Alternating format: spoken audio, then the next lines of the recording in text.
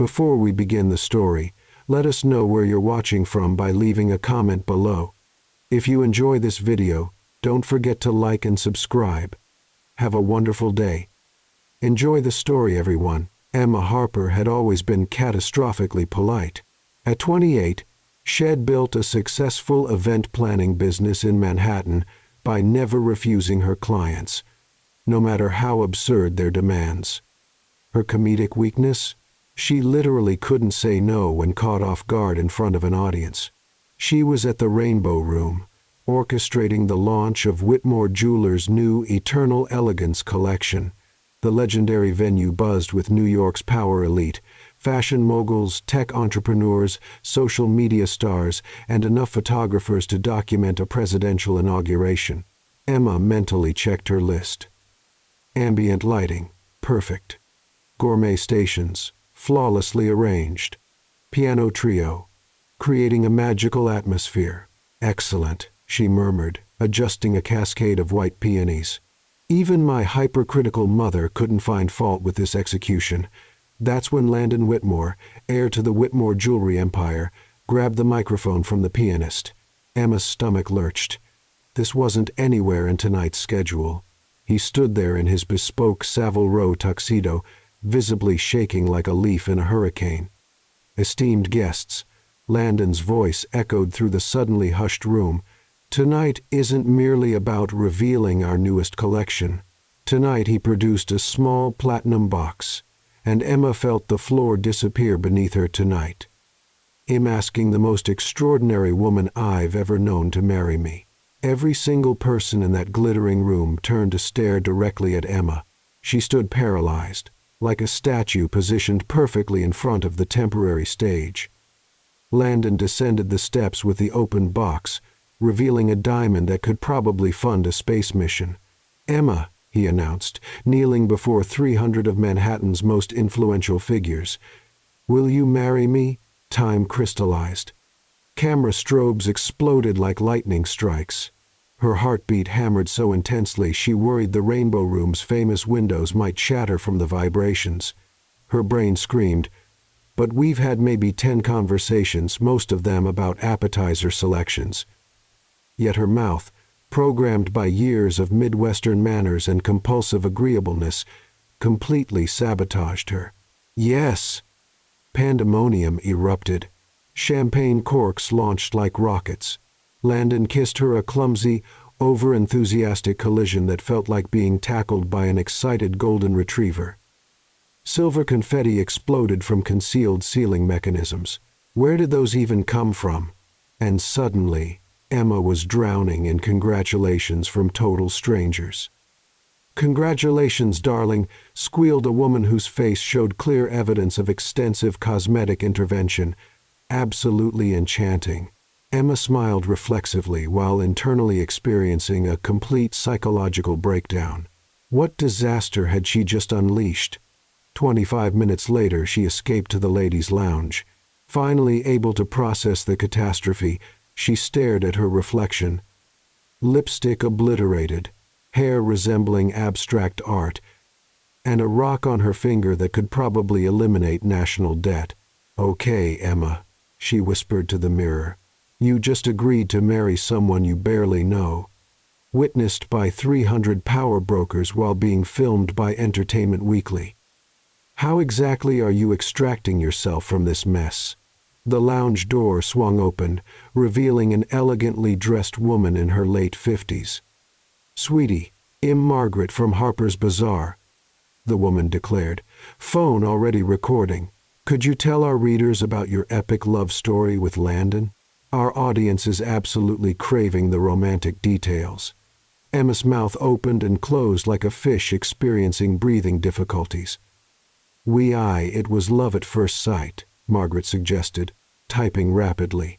"Exactly," Emma practically yelled, clutching the suggestion like a rescue rope. "Complete first-sight love. Very visual, the romance." Margaret examined her strangely but continued documenting. "And when's the big day?" The wedding, as Emma felt reality tilting dangerously. "We're still organizing. You know how it is. We want everything absolutely perfect." After Margaret finally left, Emma slumped against the marble vanity and slid down until she was sitting on the cold floor. She pulled out her phone and called her best friend. "Laurel, I need emergency help. I've done something monumentally stupid." "Emma, why are you whispering? And why do I hear jazz music?"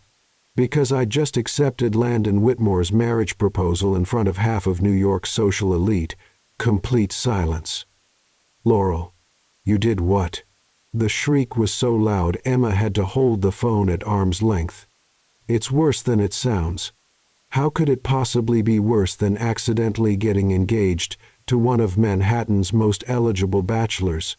Because Emma took a shaky breath. "I'm pretty sure he meant to propose to someone else entirely." "What do you mean, someone else?" "Laurel, the man doesn't even know my favorite color. We've talked maybe 8 times, and 7 were about venue logistics. You don't propose to your event planner unless you've completely lost your mind, or you think she's someone completely different." Emma heard Laurel's sharp intake of breath. "All right, we can solve this. How difficult can breaking off an accidental engagement really be?" Emma looked at her phone, already exploding with notifications, Instagram, TikTok, Twitter. Her engagement was trending worldwide. "Laurel, I think it might be significantly more complicated than we're imagining." Through the lounge door, she could hear the party continuing sounds of celebration for a love story that existed only in everyone else's imagination. She looked down at the massive diamond reflecting light from the Rainbow Room's famous chandeliers. Tomorrow, she'd figure out how to untangle herself from this nightmare. Tonight, she had to survive being congratulated for the most expensive mistake of her life. Her phone buzzed with Landon's text. "Already excited about wedding planning. This is perfect." Emma stared at the message and realized she was trapped in much deeper trouble than she'd thought, because somewhere in the back of her mind, a tiny, rebellious voice was whispering that maybe, just maybe, being Mrs. / Landon Whitmore wouldn't be the absolute worst thing that could happen to her. That tiny, rebellious voice was about to turn her perfectly controlled life completely upside down. Emma woke up the next morning, hoping everything had been a champagne-induced nightmare. Then she saw her face plastered across 3 different tabloid covers at the corner bodega. Diamond Dynasty Love. Whitmore Air pops the question. Surprise engagement. Emma Harper says yes to Manhattan's most eligible bachelor. Wedding bells inside. The romance. That has New York buzzing. She grabbed all 3 magazines, slapped down a 20, and sprinted back to her apartment like she was being chased by paparazzi, which, considering the morning she was having, might actually happen. Her phone had been ringing non-stop since 6 a.m. Her mother, her clients, random reporters, and approximately 15 wedding planners offering their services. She'd turned it off after the 3rd call from a reality TV producer wanting to document her fairy tale romance. The doorbell rang. Emma peered through the peephole and nearly fainted.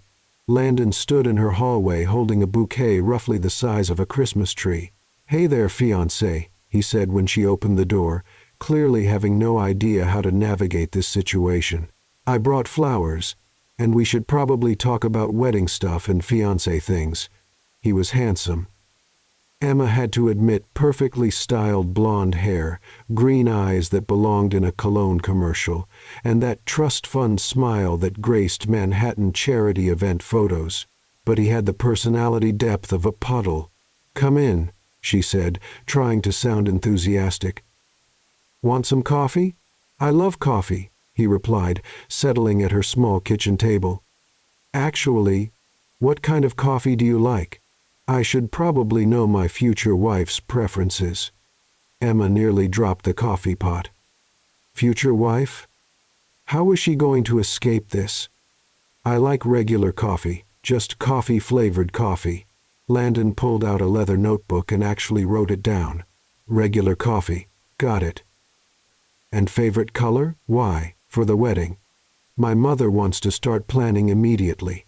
She's thinking Central Park, Conservatory Garden, reception at the Plaza, honeymoon in the Maldives." Emma felt the room spinning.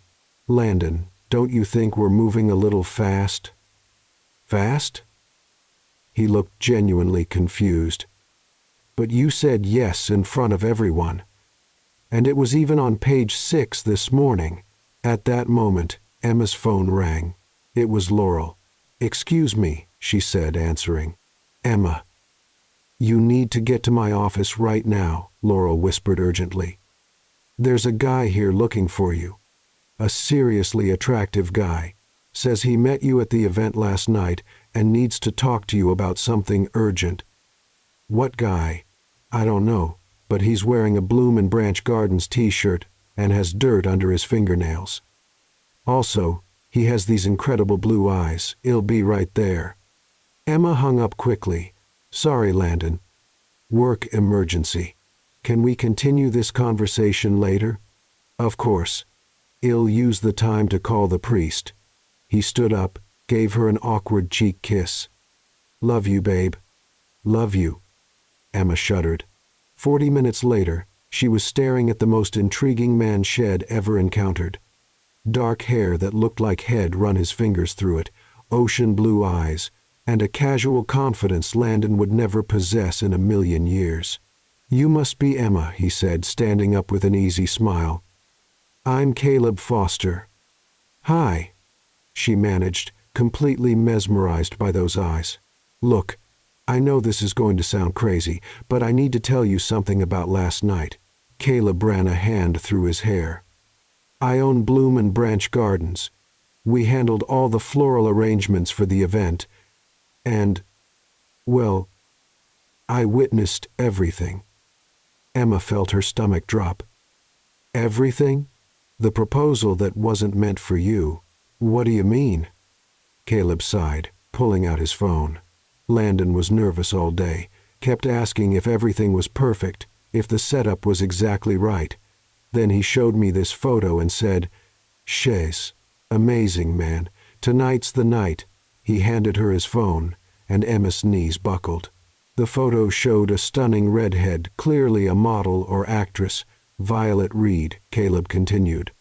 "Apparently they've been secretly dating for 3 months, keeping it quiet because of media attention. She was supposed to arrive early, but her flight was delayed. So, when Landon saw you standing there, he proposed to the wrong person," Emma finished, collapsing into a chair. "Exactly. And now Violet is furious. Landon doesn't know how to fix it without creating a scandal, and you are engaged to someone who thinks you're someone else." Emma buried her face in her hands. "This is a complete disaster." "Actually," Caleb said, sitting in the chair next to hers, "it might be the perfect solution." Emma looked at him through her fingers. "How?" "Landon needs time to smooth things over with Violet without looking like an idiot publicly. You need an exit strategy that doesn't make you look like a liar in front of all of Manhattan's elite. What if you two dated for a few weeks, realized you're incompatible, and broke up amicably? Fake date?" Emma considered it. "But how am I going to convince everyone I actually know Landon when we've barely spoken?" Caleb smiled, a mischievous grin that made her heart skip. "Leave that to me. I've known Landon since prep school. I can teach you everything about him. His habits, his history, his fears, his dreams. In a week you'll know him better than his own mother." Caleb's expression grew serious. "Because I know what it's like to be in an impossible situation and need help. Plus," he smiled again, "I have a feeling you're much more interesting than any of the socialites Landon usually dates." Emma felt her cheeks heating up. "So you'd help me fake date another guy. He'd help you get out of this mess without destroying your reputation. What happens after that?" He shrugged. "That's up to you." For the first time since last night, Emma smiled genuinely. "When do we start?" "Right now." Landon Whitmore, 29 years old, Harvard Business School graduate who's never actually worked a day because his father believes heirs should focus on family representation. Emma stood up and started pacing around Laurel's small office. "This is insane." "Sometimes the best solutions are insane," Caleb said, watching her pace with obvious amusement. Besides, what's your alternative? Marry someone you don't know, or humiliate yourself in front of New York's entire social scene? Emma stopped pacing and looked at him, really looked at him. There was something about Caleb that made her feel like she could breathe again for the first time since last night. "Okay," she said, finally. "Teach me everything." Text it lesson 1, Caleb grinned. Landon is allergic to shellfish, afraid of spiders, and has never seen a single Marvel movie. How do you know all this? Because unlike most people in his circle, I actually pay attention when people talk. Emma realized she was staring at him with an expression she couldn't hide. "What?" Caleb asked. "Nothing. Just, that's actually really attractive. Learning about people, caring enough to listen." They looked at each other for a moment that seemed to stretch forever, until Emma remembered she was supposed to be learning about her fake fiancé, not getting lost in her teacher's blue eyes. "Right," she said quickly. "What else do I need to know?" But as Caleb started listing Landon's favorite restaurants, Emma found herself thinking that this fake engagement was about to become much more complicated than she'd imagined. Landon Whitmore collects vintage watches he can't actually read, plays polo but falls off his horse regularly, and orders the same sushi combination at Nobu every single time, Emma recited while walking through Caleb's garden nursery. It was day 3 of Fake Fiancé boot camp, and she had to admit Caleb was an excellent teacher and incredibly distracting. "Perfect," said Caleb, pruning a rose bush. And his biggest fear? Public speaking, which is ironic considering he just proposed in front of 300 people. Exactly. That's why he was shaking like a chihuahua. Caleb stopped pruning and looked at her with admiration. "In 3 days you've become a Landon expert. Even I didn't know he was afraid of butterflies." Emma laughed. "I discovered that yesterday when he called to plan our first official date and suggested everything except the butterfly conservatory at the Natural History Museum." "And how's the fake relationship going?" "Awkward," Emma admitted, "sitting on a bench among the lavender plants. Yesterday he took me to lunch at Daniel and spent the entire time asking what I wanted for our engagement party. Apparently his mother already booked the Hamptons house for next weekend." Caleb's expression changed. "Next weekend, complete with a guest list of 200 people, including half the Forbes list and 3 senators? That's soon. Tell me about it." "Ill. Be performing the role of blissfully happy fiancé in front of people who could destroy my business with one bad review." Caleb set down his pruning shears and sat beside her on the bench. "Emma, are you sure about this plan? We could just tell everyone the truth." "The truth?" Emma laughed, but it sounded hollow. "That I'm so pathetically eager to please that I accidentally agreed to marry a stranger? That would really help my reputation as a competent event planner." "You're not pathetically anything," Caleb said seriously. "You're kind, intelligent, and successful. Any guy would be lucky to actually date you." Emma felt her heart skip. "Any guy?" "Any guy with half a brain," Caleb replied, and something in his voice made her look at him more closely. They were sitting close enough that she could see the flecks of green in his blue eyes, close enough to notice that he smelled like cedar and something uniquely him that made her head spin. "Caleb," she started. "I know," he said quietly.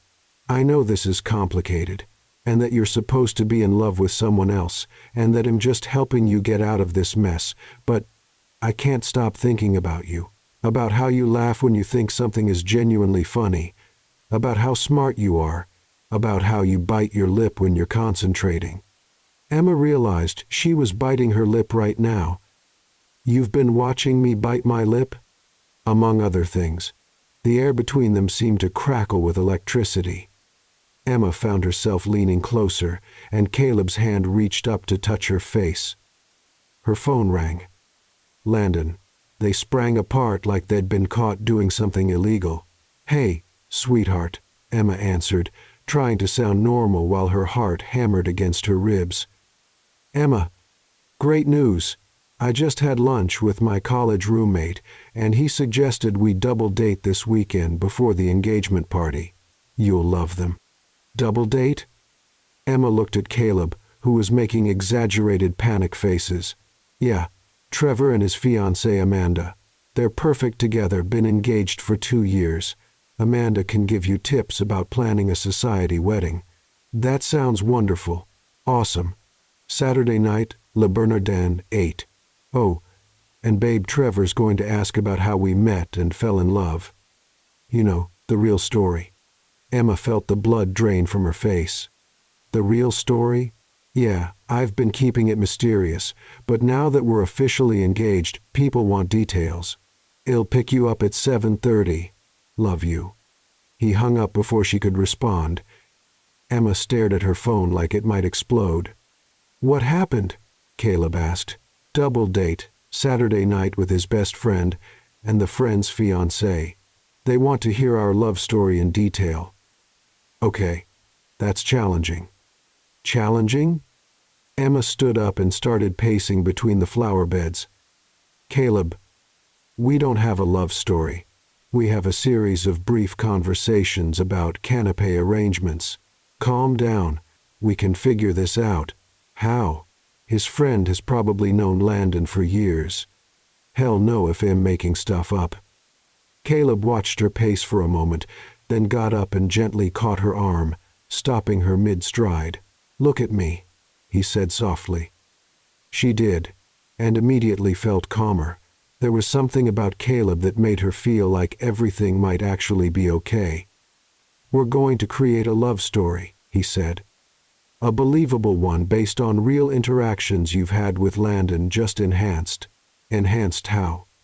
When did you first meet him? 6 months ago, when his assistant hired me to plan a charity auction.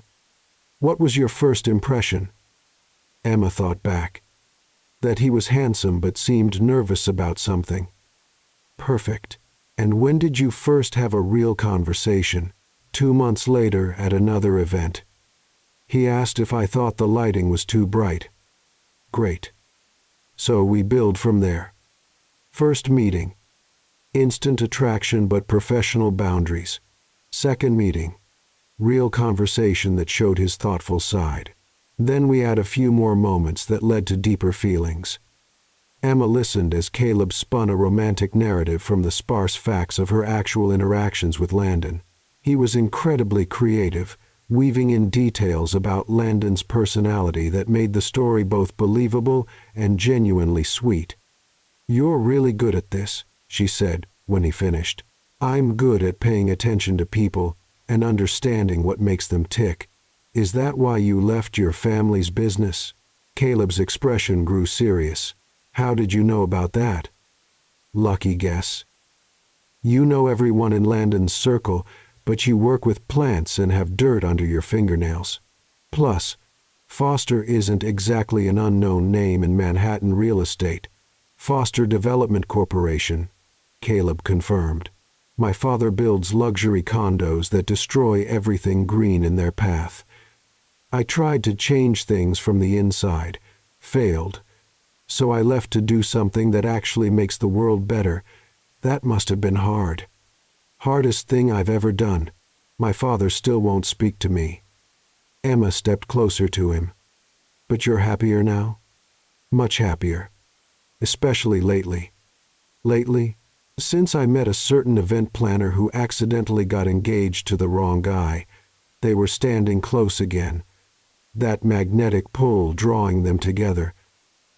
This time when Caleb's hand touched her cheek, Emma didn't pull away. This is crazy, she whispered. The craziest, he agreed, his thumb tracing her cheekbone. I'm supposed to be figuring out how to fake love someone else I know. And you're supposed to be helping me do that. I know that too. So why does this feel like the only sane thing that's happened to me all week? Instead of answering, Caleb leaned down and kissed her. It was nothing like Landon's awkward, overeager kiss. This was soft and warm and perfect, like coming home after a long journey. Emma felt her knees go weak, and her hands somehow ended up tangled in Caleb's hair. When they finally broke apart, they were both breathing hard. "We can't do this," Emma said, but she didn't step away from him. "I know. Saturday night I have to convince his best friend that I'm madly in love with Landon." "I know. And next weekend I have to play the perfect fiancé at an engagement party for 200 people." "Emma," Caleb said, his hand still framing her face. "What if you didn't have to? What do you mean? What if there was another way out of this one where you don't have to pretend to love someone you barely know?" Before Emma could ask what he meant, her phone rang again. This time, it was her mother. "I have to take this," she said reluctantly, stepping away from Caleb's warmth. "Emma Marie Harper," her mother's voice boomed through the phone. "I just saw the news. Why didn't you tell me you were dating anyone, let alone someone you were serious enough to marry?" "Mom, I can explain him flying to New York tomorrow. We have a wedding to plan." The call ended, and Emma looked at Caleb with pure terror in her eyes. "My mother is coming tomorrow, the one you described as hypercritical. The very same. The one who will see through any lie I tell within 30 seconds of meeting Landon." Caleb grinned, the kind of grin that suggested he was about to propose something either brilliant or completely insane. "Well then," he said, "I guess we'd better make sure you're really, really good at this fake engagement thing by tomorrow night." Emma had a feeling that her life was about to get significantly more complicated. Emma had survived many challenging events in her career: celebrity tantrums, weather disasters, even a wedding where the bride changed her mind at the altar. But nothing had prepared her for dinner at Le Bernardin with her fake fiancé, his best friend, and her hypercritical mother all in the same room. "So, Emma," said Trevor Ashford, Landon's prep school roommate who looked exactly like Central Casting's idea of a privileged Wall Street type, "tell us the real story. How did our boy here finally convince someone as amazing as you to say yes?" Emma felt Landon's hand squeeze hers under the table, a gesture that should have been romantic but felt more like a lifeline thrown to a drowning person. Her mother, Victoria Harper, sat across from them with the laser-focused attention of a detective interrogating a suspect. Amanda Worthington, Trevor's fiancée, leaned forward with the eager expression of someone about to hear the greatest love story ever told. "Well," Emma began, her voice surprisingly steady, "it wasn't exactly love at first sight." Which was absolutely true, considering Shed barely noticed Landon existed until he proposed to her by accident. "Really?" Amanda's perfectly sculpted eyebrows rose. "But you two seem so perfect together." Emma launched into the carefully crafted story she and Caleb had rehearsed. "When I first met Landon at the Children's Hospital charity auction, I thought he was incredibly handsome, but I was there professionally.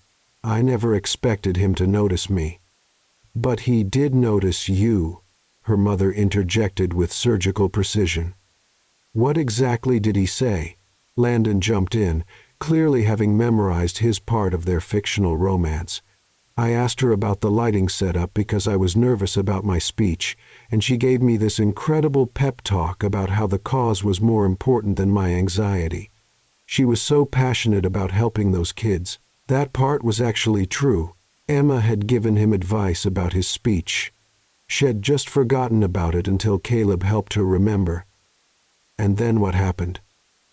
Trevor pressed, signaling the waiter for another bottle of wine. "Nothing for a while," Emma continued. "We kept running into each other at different events, and each time we talked a little longer. Landon would ask my opinion about things, and I started looking forward to seeing him.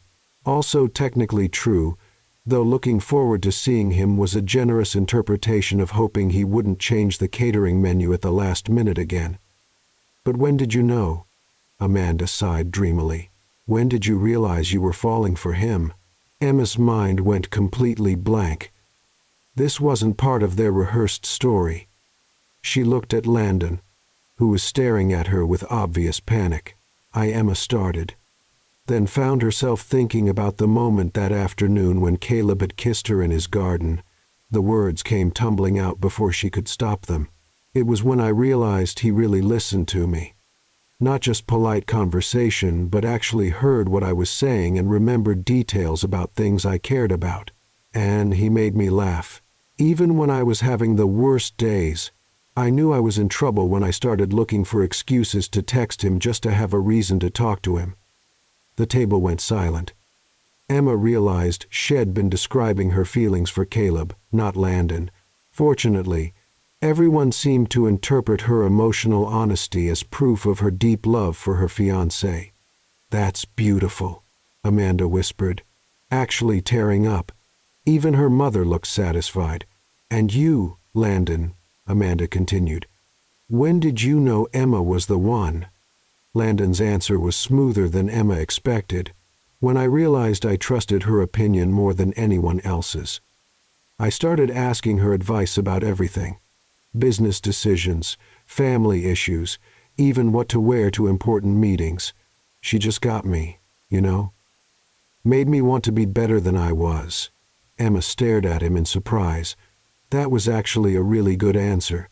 And the way he said it, looking directly at her with genuine warmth in his eyes, almost made her believe he meant it. How romantic. Amanda clapped her hands together. "Trevor, why don't you ever say things like that?" "Hey, I'm romantic," Trevor protested. "Remember when I bought you that necklace from Cartier?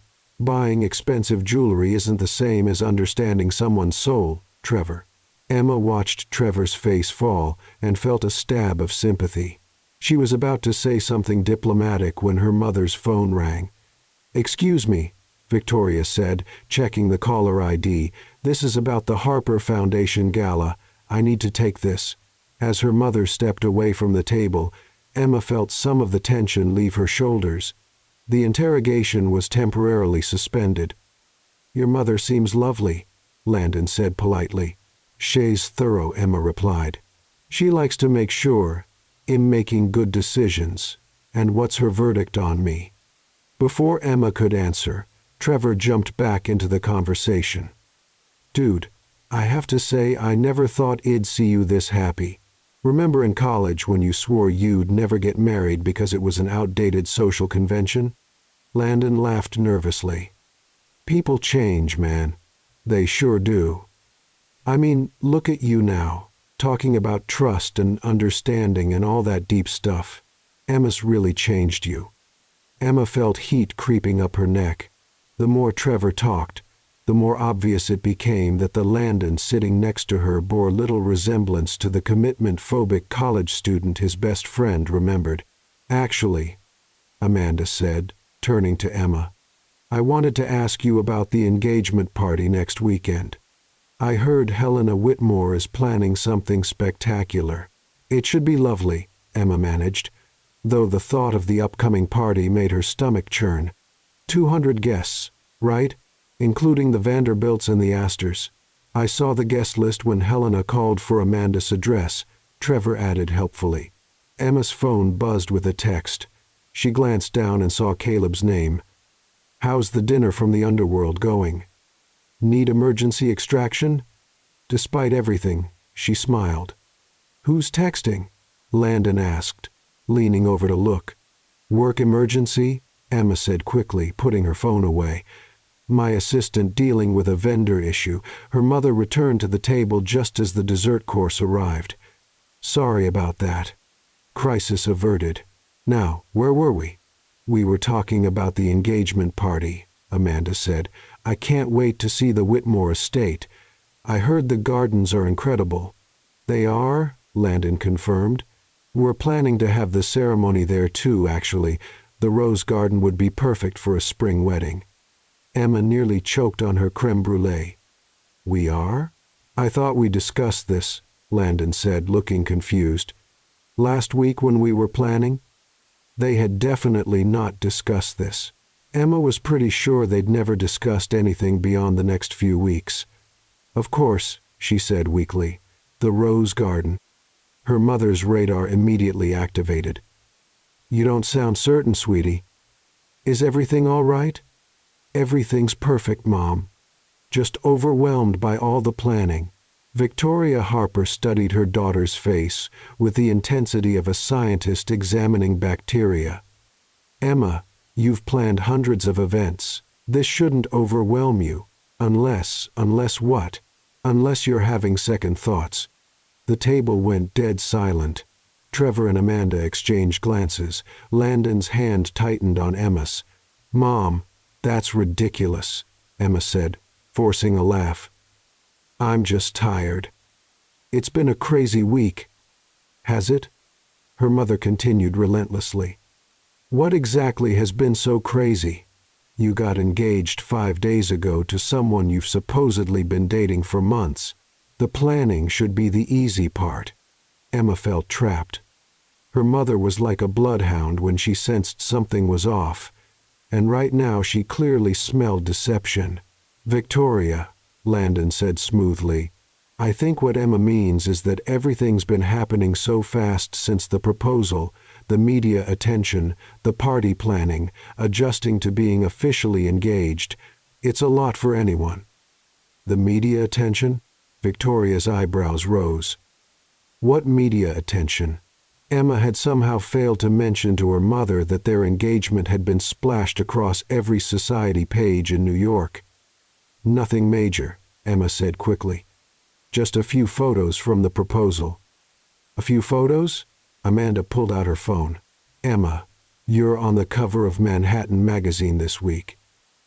She showed the phone to Victoria, whose expression shifted from confusion to shock to something that looked dangerously like anger.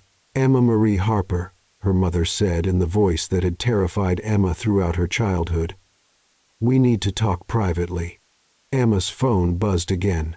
Another text from Caleb. "If you don't respond in the next 10 minutes, I'm calling the restaurant to report a hostage situation." Despite the disaster unfolding around her, Emma found herself fighting back a smile. Even in crisis mode, Caleb could make her laugh. "Excuse me," she said, standing up. "I need to powder my nose. Mom, want to come with me?" In the restaurant's elegant bathroom, Victoria Harper unleashed 28 years of maternal interrogation skills. "Start talking," she said. "And don't even think about lying to me.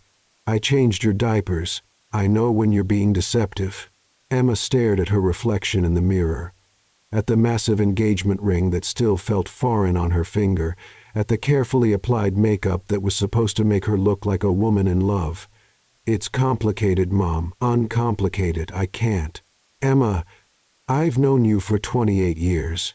You've never mentioned this man before 5 days ago.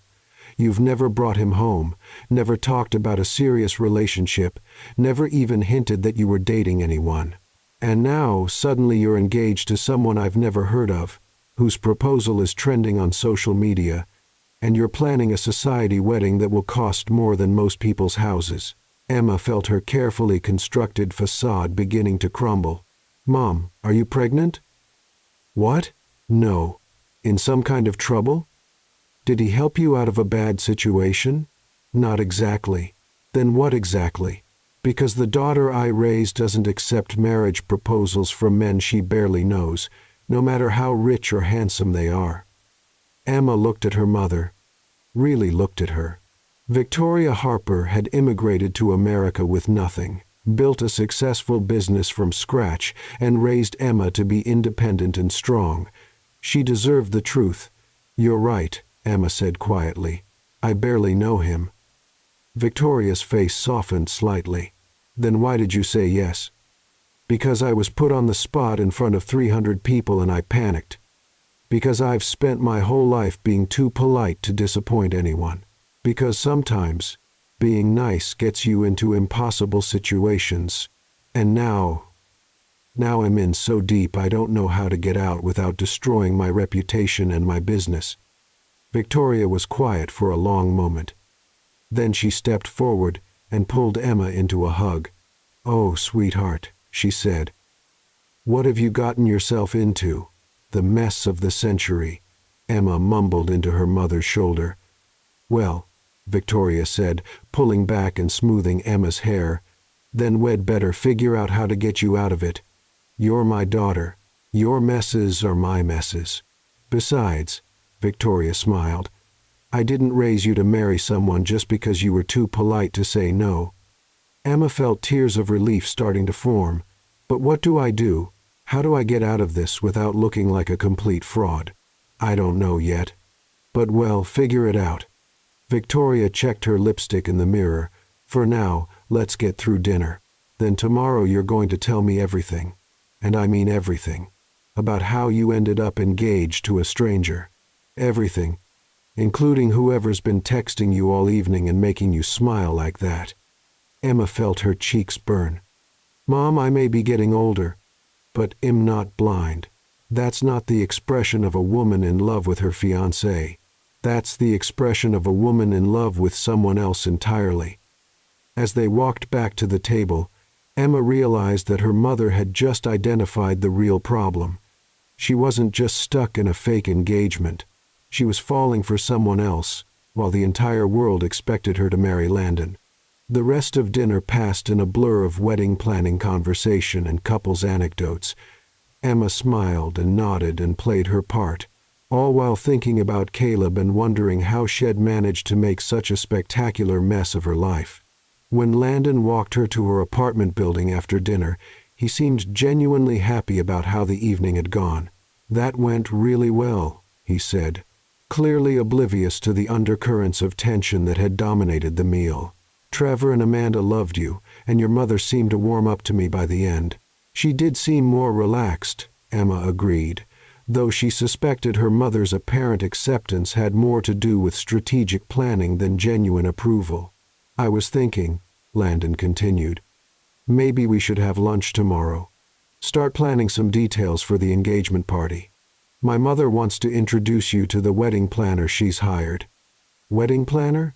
Emma tried to keep the panic out of her voice. But I am a wedding planner. I know, but Mother insists on using Evangeline Worth. She's planned weddings for 3 generations of Whitmores.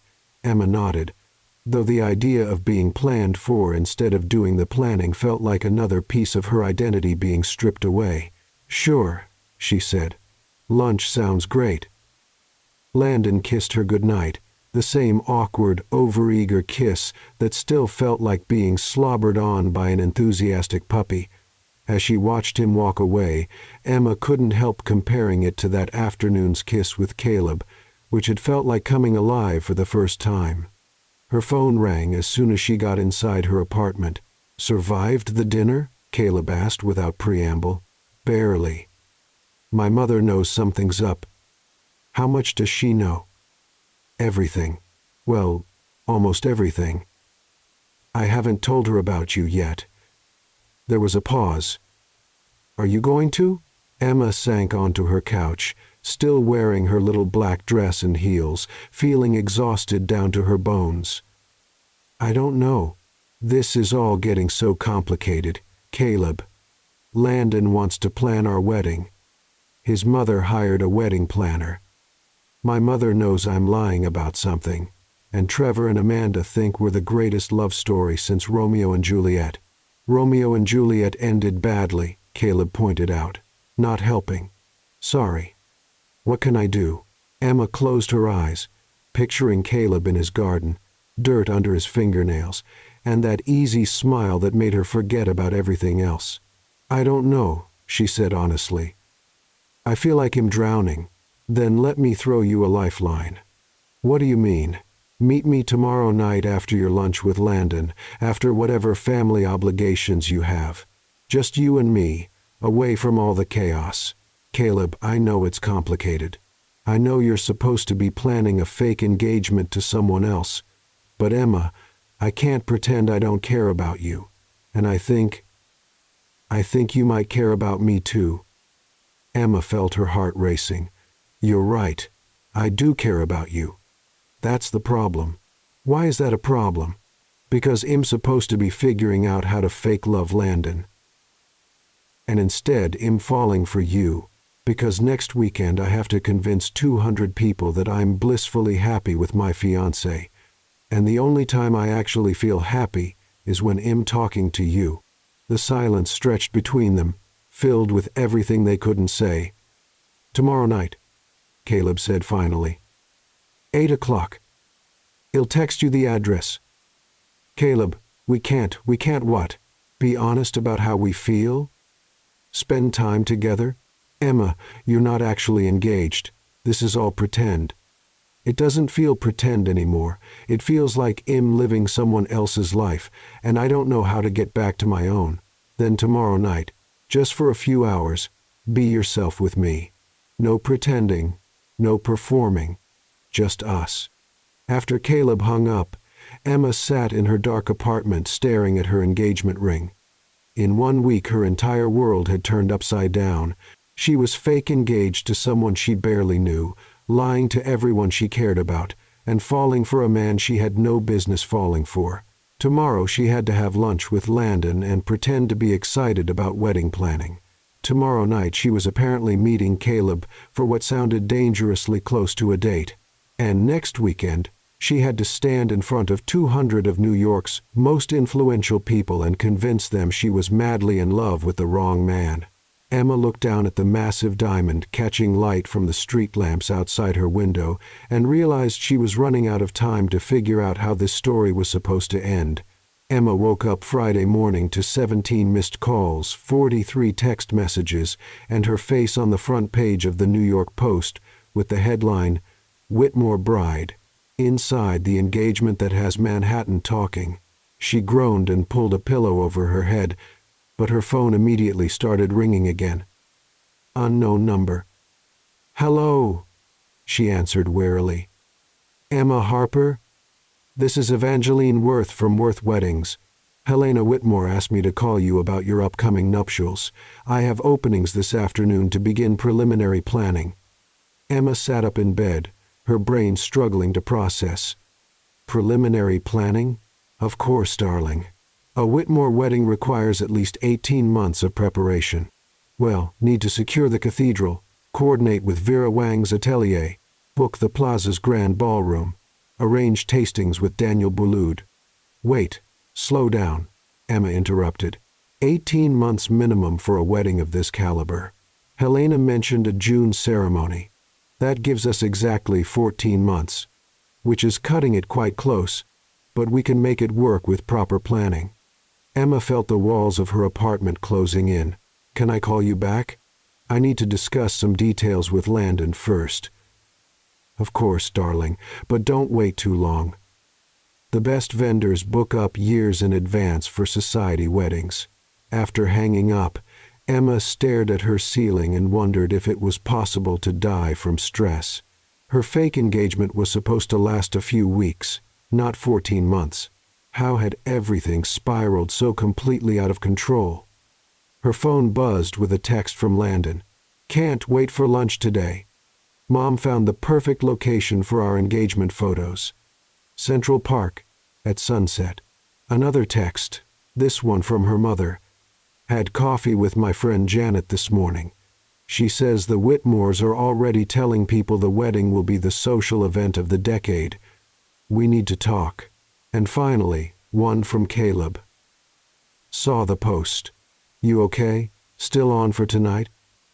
Emma typed and deleted about 15 different responses to Caleb before settling on. "Barely surviving. Yes, to tonight. Need sanity." She dragged herself to the shower, where she spent 20 minutes under scalding water trying to figure out how her life had become a soap opera.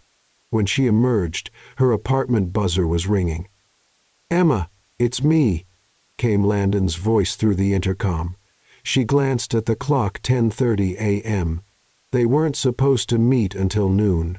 "Come on up," she said, frantically running to her bedroom to throw on clothes. Landon appeared at her door 5 minutes later carrying an enormous bouquet of white roses and wearing the kind of excited expression usually reserved for Christmas morning. "Surprise," he announced, thrusting the flowers at her. "I couldn't wait until lunch. I have so much to tell you." "Landon, what's going on?" Emma asked, accepting the roses and trying to find somewhere to put them in her small apartment. "Everything's happening so fast. My mother's already planned half our wedding. Trevor called this morning to offer his family's house in the Hamptons for our bachelor and bachelorette parties. And he paused dramatically, pulling out his phone. Wait until you see this. He showed her his screen, which displayed an Instagram post from Manhattan social scene. The post featured a photo of them from last night's dinner, Emma smiling at something off camera, probably one of Caleb's texts, while Landon gazed at her adoringly. The caption read, "Love is in the air. Landon Whitmore and his stunning fiancée Emma Harper at Le Bernardin last night. Sources say they're planning the wedding of the century. Whitmore Bride Society wedding, true love. Look at the comments," Landon said, scrolling down. "Everyone's talking about how perfect we are together." Emma scrolled through the hundreds of comments. "She's gorgeous. Goals. Finally someone who can keep up with a Whitmore. Already planning to crash this wedding. Emma Harper planned my daughter's sweet 16. She's amazing. Lucky Landon. This is insane," Emma muttered. "I know, right?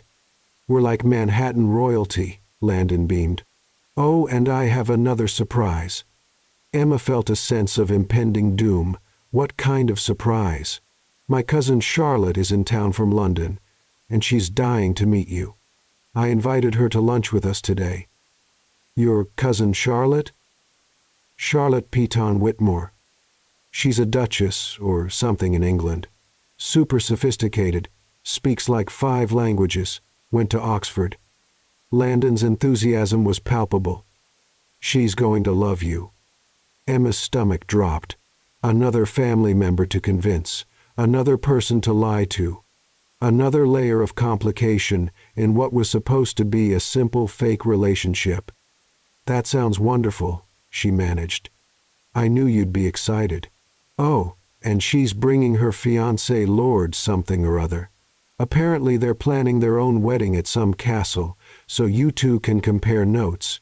Emma was beginning to understand how people ended up in witness protection programs. Sometimes running away and changing your identity seemed like the only rational response to an irrational situation. Her phone rang. Her mother. "I should take this," she told Landon. "Mom." "Hi," she answered. "Emma, we have a problem. A big problem." "What now?"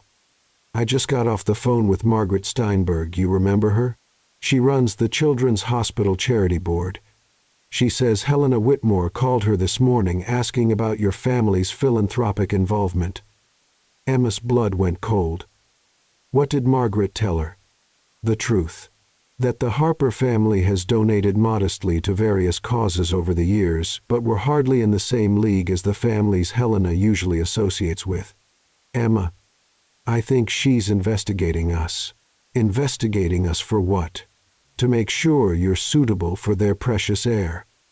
And when she finds out that your father runs a small accounting firm and your mother owns a catering business, she's going to realize you're not exactly Whitmore material."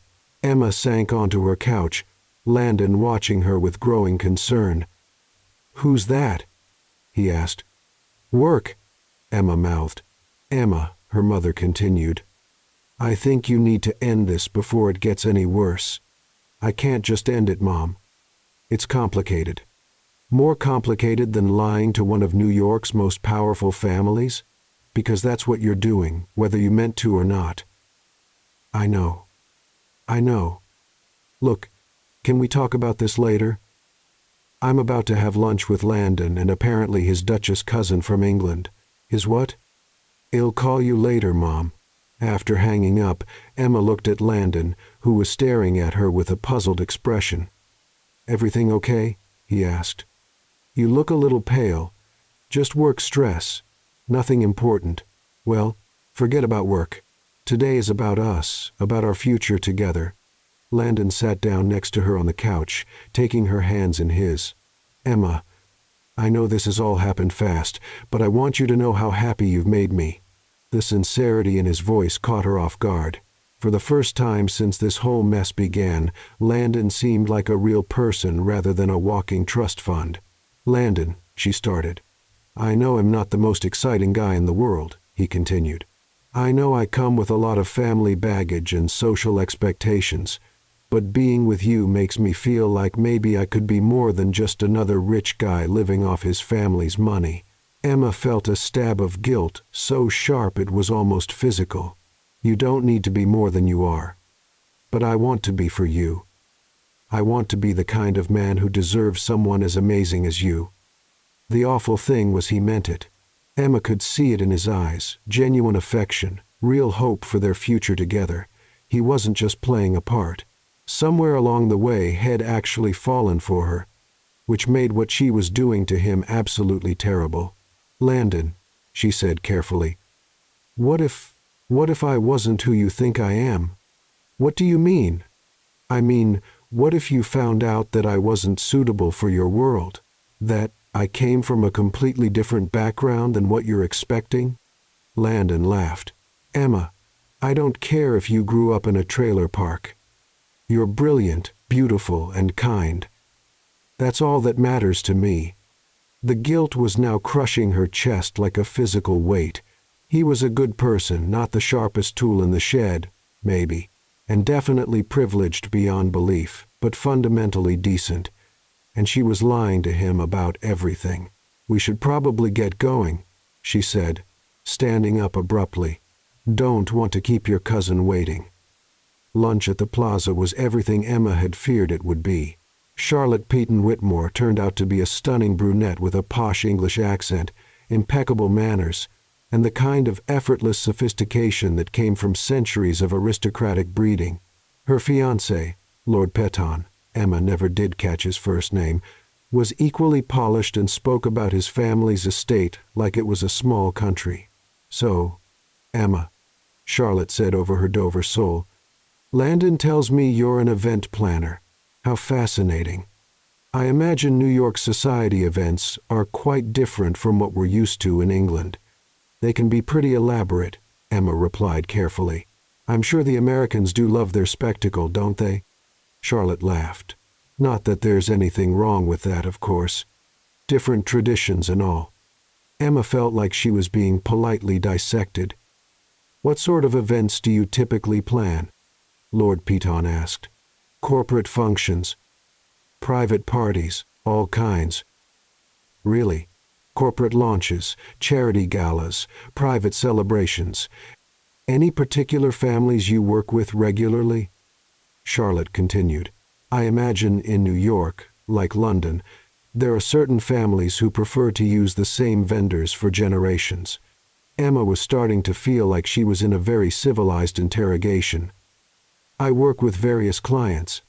Repeat business is always nice, but I enjoy the variety of working with different people." "Of course," Charlotte smiled. "And your family? Are they in the events business as well?" "Not exactly. My father's an accountant. My mother runs a catering company." "How lovely. Small business owners. So important to the economy."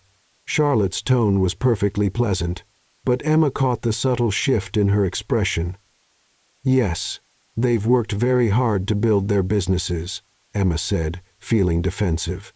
"I'm sure they have," Charlotte agreed.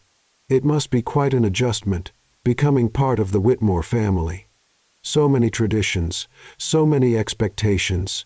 I'm looking forward to learning about them," Emma replied, though what she was actually thinking was that she needed to escape this lunch before Charlotte figured out she was a complete fraud. "Oh, you'll love the family traditions," Landon jumped in enthusiastically. "Christmas at the Hamptons' house, summers in Martha's Vineyard, the annual charity ball daunt. Forget the wedding traditions," Charlotte added, with a meaningful look. "Whitmore women have been married in the same cathedral for over a century. Helena must be thrilled to continue the tradition." Emma's phone buzzed with a text. She glanced down and saw Caleb's name. "Thinking about you. Hope you're surviving whatever fresh drama today has brought." Despite everything, she smiled. "Good news?" Landon asked, noticing her expression.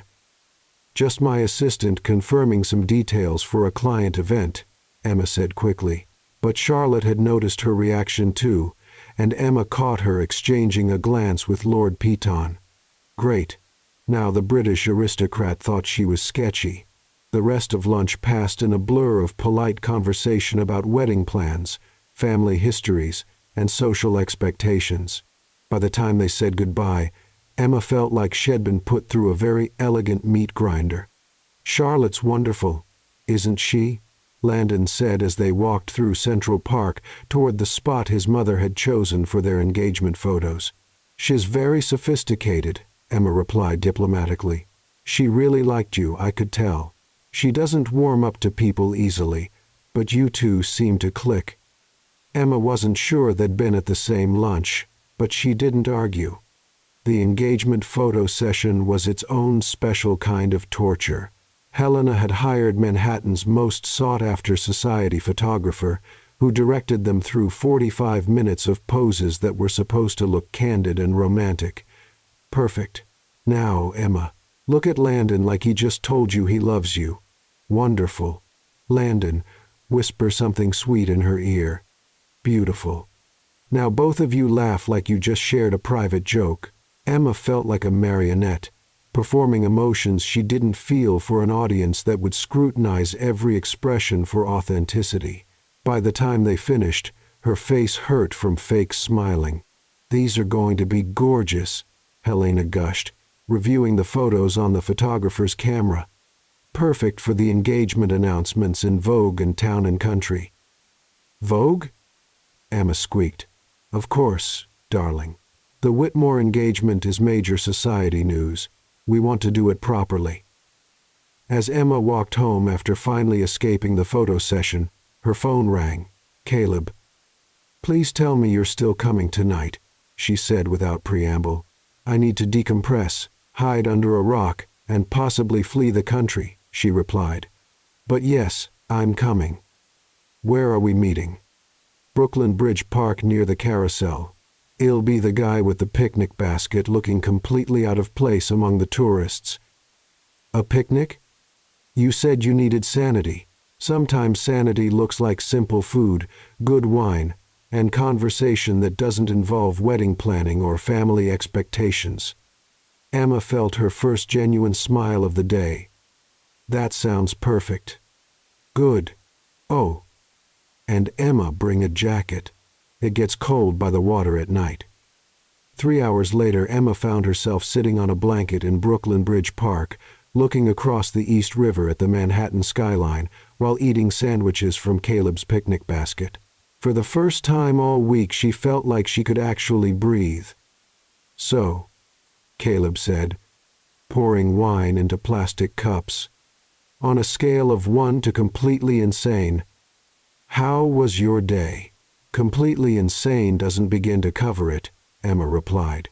"I met Landon's Duchess cousin who definitely thinks I'm not good enough for him, posed for engagement photos that are apparently going in Vogue, and had a wedding planner call me about 18 months of preparation for a wedding that I hope never happens." 18 months. Apparently that's how long it takes to plan a proper Whitmore wedding, which involves booking cathedrals and coordinating with Vera Wang and approximately 17 other things that sound like a complete nightmare. Caleb was quiet for a moment, studying her face in the fading daylight. "Emma, can I ask you something?" "Sure." "Are you starting to have second thoughts about getting out of this?" "What do you mean?" "I mean, Landon's a good guy even if he's not particularly exciting. He obviously cares about you.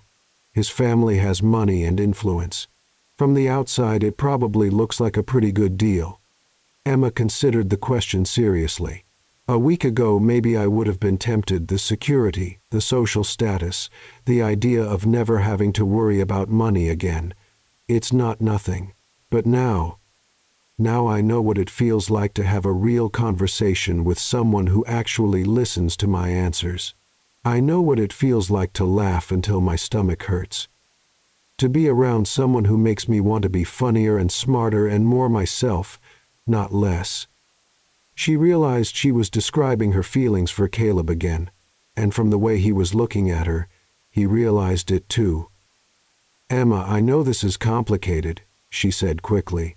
"I know the timing is terrible and the situation is impossible and I'm supposed to be fake engaged to someone else, but Sitting here with you feels more real than anything that's happened to me all week." Caleb set down his wine and moved closer to her on the blanket. "What if it didn't have to be complicated?" "What do you mean?" "What if you just told everyone the truth? That the engagement was a mistake? That you barely know Landon? That you want out?" "I can't do that." "Why not?" "Because it would destroy my reputation. Because it would humiliate Landon in front of everyone he knows. Because his mother has already started planning a wedding that apparently involves half the social register of Manhattan." "So you're going to sacrifice your happiness to save other people from embarrassment?" Emma looked out at the Manhattan skyline at the city where Shed built her career and her life. "It's not that simple. Emma, you're 28 years old. You have your whole life ahead of you. Do you really want to spend it married to someone you don't love just because it's easier than admitting you made a mistake?" "I don't know," she said honestly. "A week ago I thought I knew exactly what I wanted. Now I don't know anything." Caleb reached over and took her hand. "Then let me tell you what I know." "What?" "I know that you're the smartest, funniest, most genuine person I've met in years. I know that you care more about other people's feelings than your own, sometimes to your detriment. I know that you laugh at your own jokes when you think they're really funny, and that you bite your lip when you're nervous, and that you have this way of making everyone around you feel like they matter." Emma felt tears starting to form. "Caleb, I know that the way you look at me is nothing like the way you look at Landon.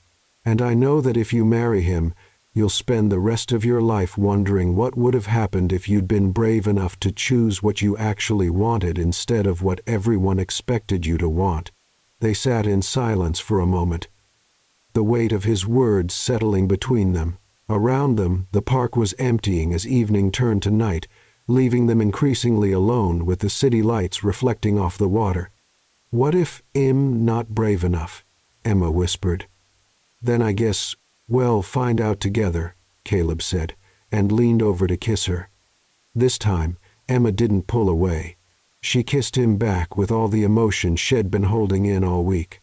The frustration, the confusion, the longing for something real in the middle of all the pretense. When they finally broke apart, they were both breathing hard. "This is crazy," Emma said. "The good kind of crazy or the bad kind?" "I don't know yet." Caleb smiled and tucked a strand of hair behind her ear. "Well, we've got time to figure it out." Emma's phone buzzed with a text.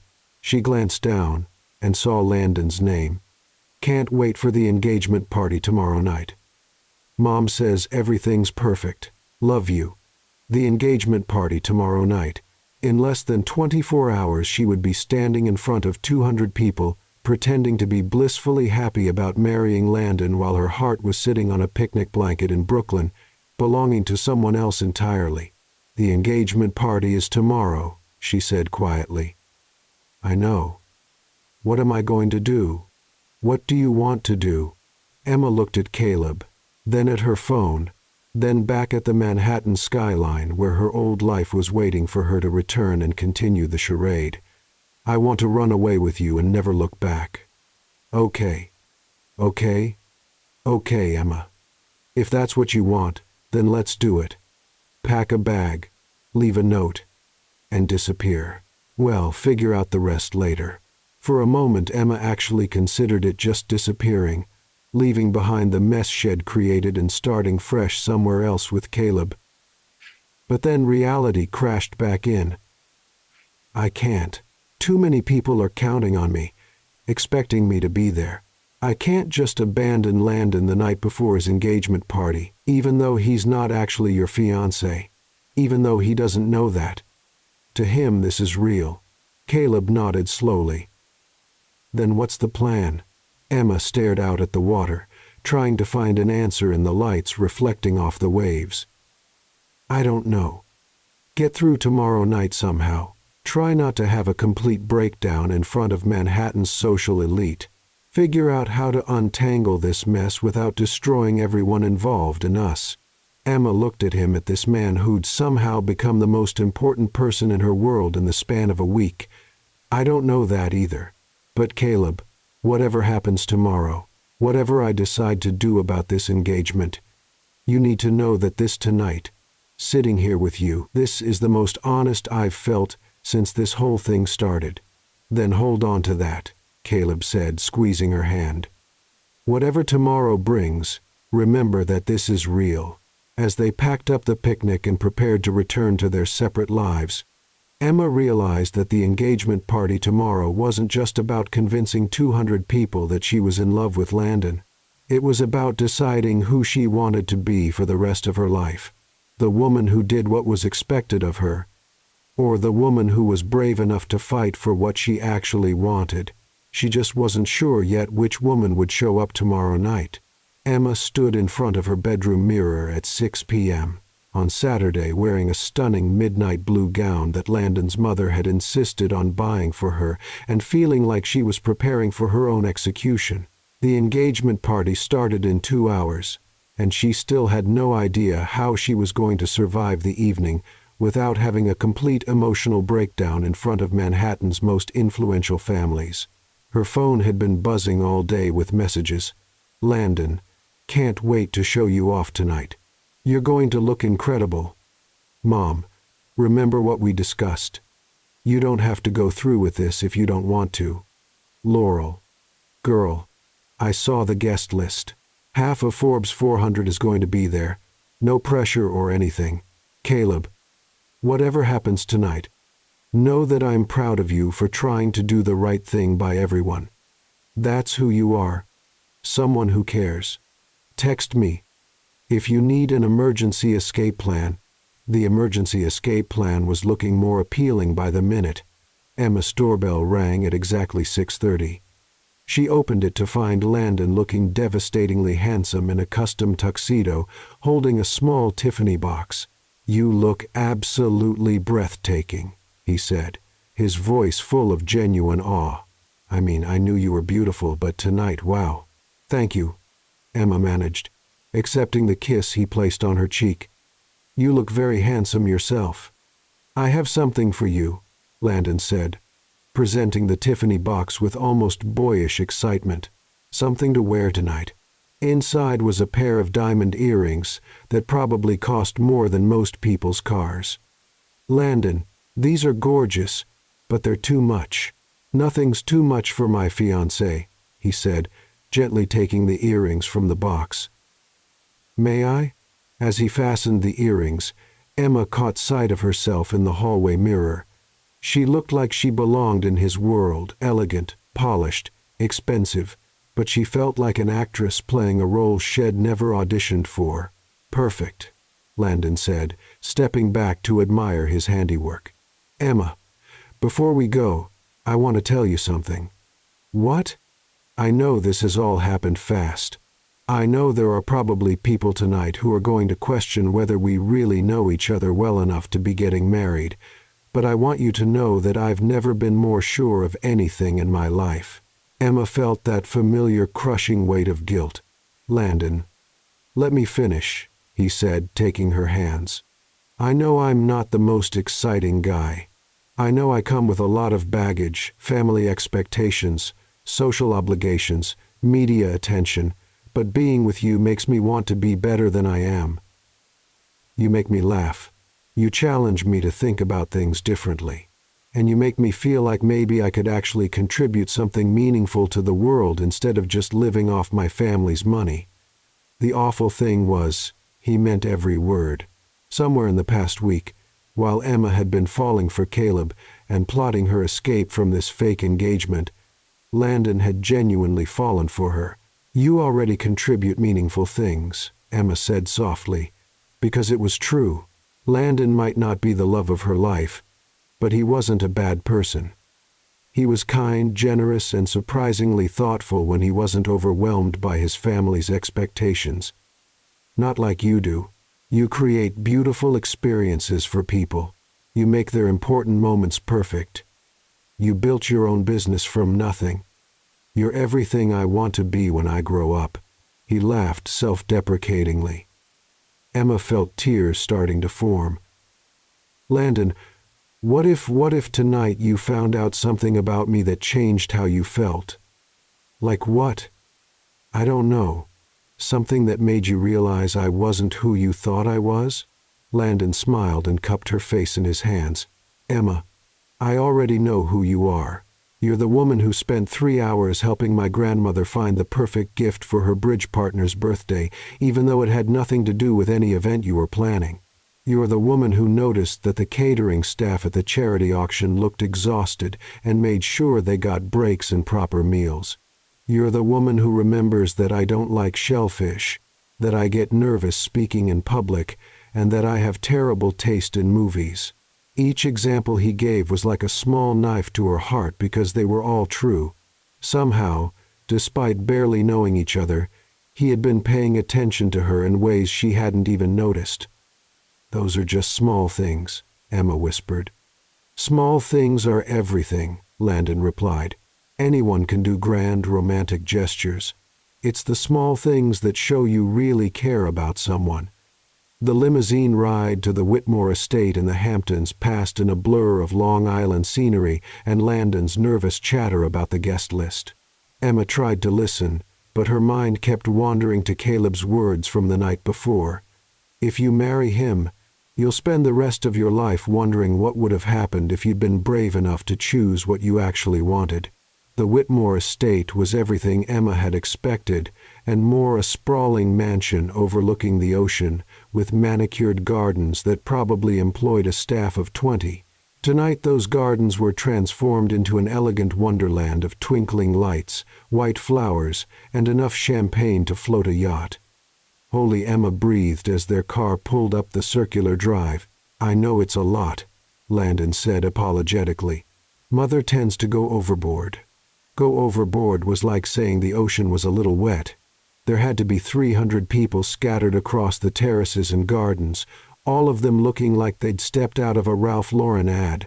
Emma recognized faces from magazine covers, business sections, and society pages. Ready to be the center of attention? Landon asked, offering her his arm. As ready as I'll ever be, Emma replied, which was to say, not at all.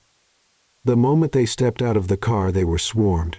Photographers, reporters, and what seemed like half of New York's social register descended on them with congratulations, questions, and champagne toasts. Emma, you look absolutely radiant. Landon, you lucky man. When's the wedding? Tell us about the proposal. Are you planning a spring wedding?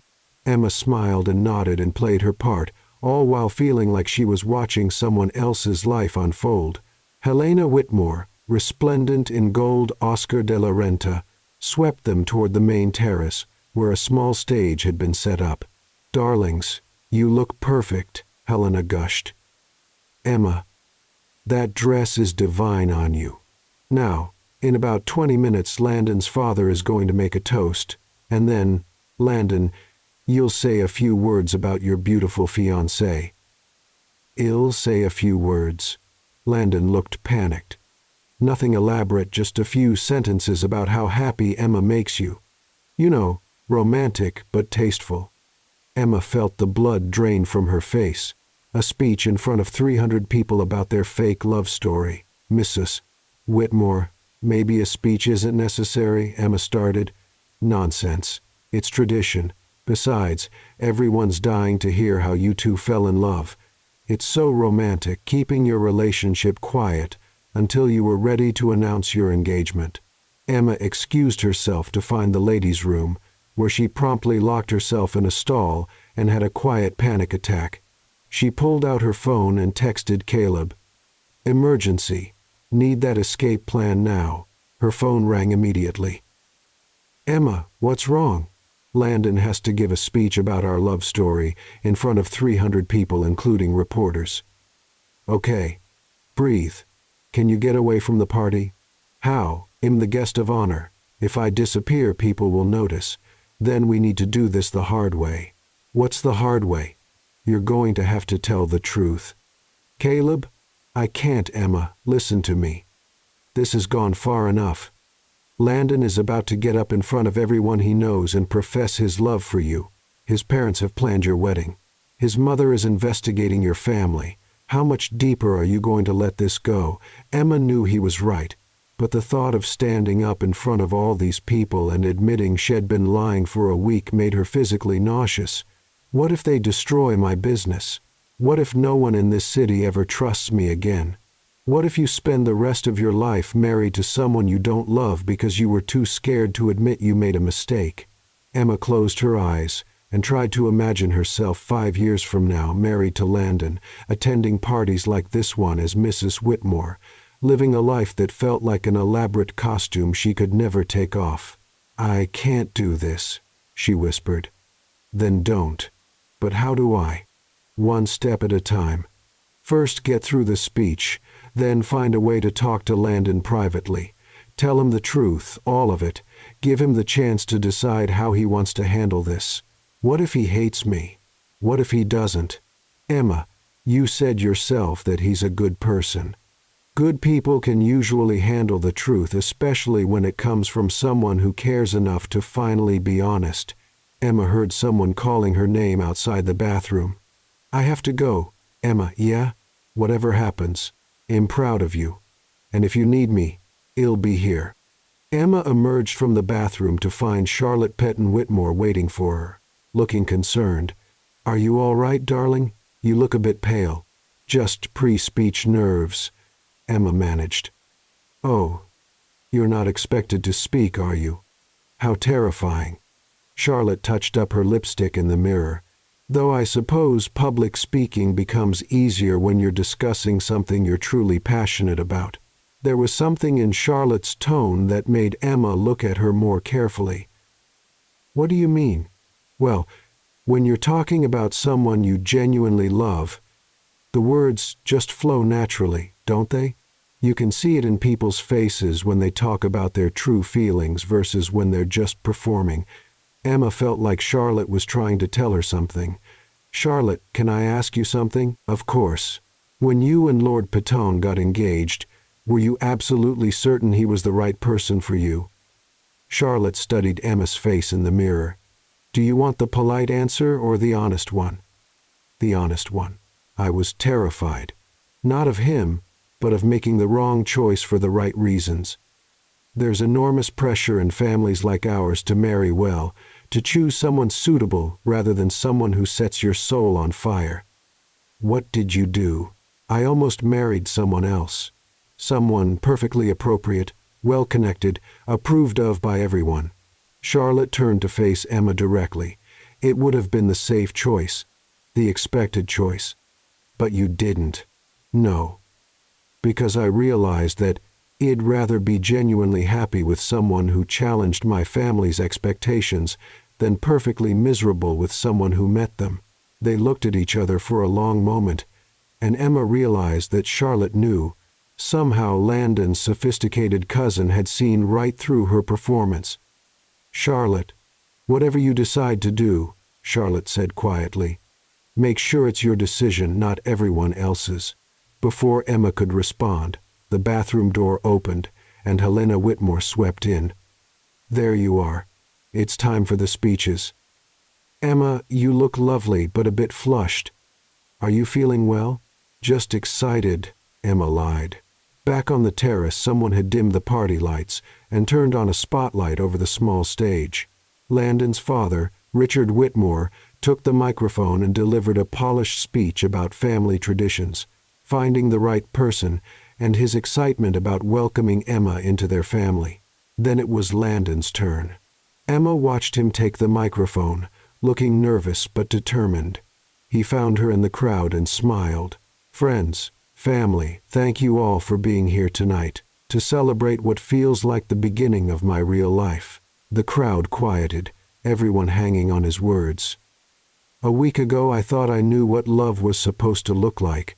I thought it was about finding someone who fit perfectly into your world, who checked all the right boxes, who made sense on paper." Emma felt her heart sinking. This was going to be so much worse than she'd imagined. But Emma taught me that real love isn't about finding someone who fits into your existing life.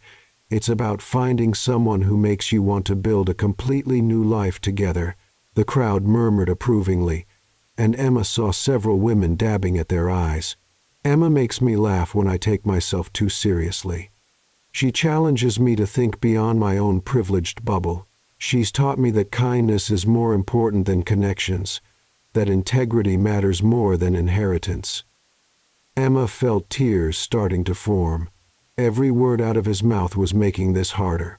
But most importantly, Landon continued, his voice getting stronger, she's taught me that sometimes the best things in life are the things you never saw coming. I didn't plan to fall in love with my event planner. It wasn't part of my life strategy. But sometimes life surprises you with exactly what you didn't know you needed. The crowd was completely silent now, moved by his obvious sincerity. So Emma, Landon said, looking directly at her, thank you for saying yes when I surprised us both by asking. Thank you for taking a chance on us. And thank you for making me believe that maybe I could be worthy of someone as incredible as you. The crowd erupted in applause. People were crying. Someone shouted, "Kiss her!" And suddenly everyone was chanting it. Emma felt the spotlight find her in the crowd. 300 faces turned to look at her expectantly. Cameras flashed. Someone pushed her gently toward the stage. This was it, the moment where she either played along with the charade or told the truth and watched everything explode. Emma climbed the steps to the stage, her heart hammering so hard she was sure the microphone would pick it up. Landon handed her the mic with a look of such genuine love and pride that she almost lost her nerve entirely. She looked out at the sea of expectant faces, business leaders, socialites, celebrities, reporters. Her mother, who had somehow made it to the party and was watching with worried eyes. Charlotte, who gave her an almost imperceptible nod of encouragement. "Thank you all for being here tonight," Emma began, her voice surprisingly steady. "This has been an incredible week." People laughed, thinking she was being modest about the whirlwind romance. Landon is right that sometimes life surprises you. Sometimes you find yourself in situations you never expected, facing choices you never imagined having to make. She glanced at Landon, who was beaming at her with complete trust. "A week ago I thought I knew exactly who I was and what I wanted for my life. I had my career, my friends, my carefully planned future all mapped out." The crowd was hanging on every word. "But sometimes," Emma continued, her voice getting stronger, "life forces you to be honest about who you really are and what actually matters to you." She paused, looking out at all those faces, and made her decision. "The truth is," she said, taking a deep breath, "this engagement happened very fast. So fast that I think some of you might be wondering if Landon and I really know each other well enough to be making this kind of commitment." A murmur went through the crowd. Landon's smile faltered slightly. "And you'd be right to wonder. Because the truth is we don't know each other well enough. We barely know each other at all." The murmur became a buzz. Helena Whitmore looked alarmed. Richard stepped toward the stage. "The truth is," Emma continued, her voice now carrying across the suddenly tense crowd, "Landon's proposal was meant for someone else entirely." Gasps echoed across the terrace. Someone dropped a champagne glass. "Last Saturday night, at the jewelry launch, Landon was planning to propose to his girlfriend, Violet Reed, but she was delayed, and when he saw me standing in front of the stage, he assumed I was her." The crowd was completely silent now, shocked into stillness. I should have corrected him immediately. I should have explained the mistake right then and there. But I was caught off guard, put on the spot in front of hundreds of people, and I said yes because I didn't know how to say no.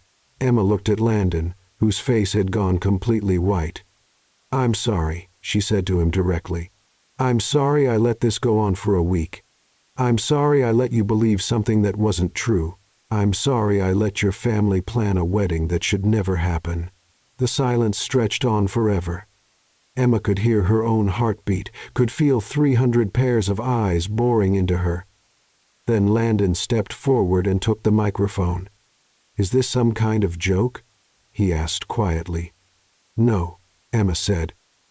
"It's the truth, and you deserve the truth. You're saying, Landon's voice cracked slightly. You're saying you never wanted to marry me? That this whole week was just... what? Pity? No, it wasn't pity.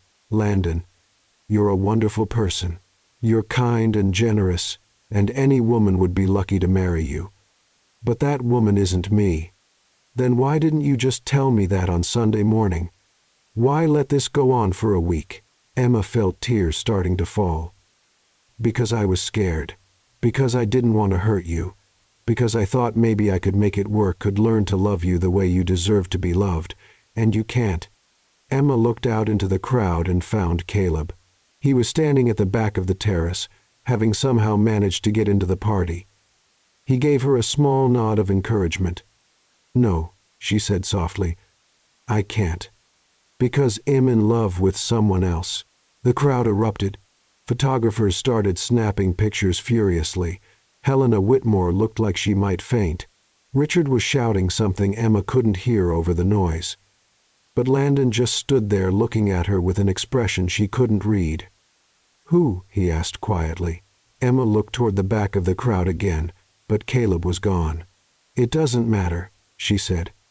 What matters is that you deserve someone who chooses you first, who doesn't have to talk herself into loving you, who looks at you the way you just looked at me when you gave that speech. Landon nodded slowly, then surprised her by stepping closer. Emma, he said, his voice just loud enough for the microphone to catch. Thank you. For what? For finally telling me the truth.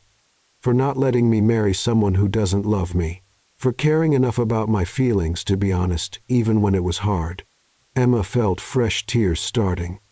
I'm so sorry, Landon. I know, he said. And for what it's worth, I hope you get your happy ending with whoever he is. Then he handed the microphone back to her, kissed her cheek, and walked off the stage. Emma stood there for a moment, looking out at the crowd that was buzzing with shock and excitement. Some people looked angry. Some looked intrigued. Some were already pulling out their phones to spread the gossip. I know this isn't how anyone expected tonight to go, she said into the microphone. I know I've disappointed and probably embarrassed a lot of people. But I hope that someday you'll understand that sometimes the kindest thing you can do for someone is tell them the truth, even when it hurts. She set the microphone down and walked off the stage, through the crowd that parted like the Red Sea, toward the house where she could call a car and escape this nightmare. She made it halfway across the terrace before someone caught her arm. Emma. She turned to find Caleb still in his jeans and button-down shirt, looking completely out of place among all the tuxedos and gowns. How did you get in here?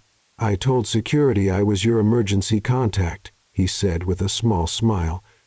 Technically true. You heard all that? Every word. That was either the bravest thing I've ever seen or the most terrifying. Probably both. Emma felt like she might collapse from exhaustion and adrenaline.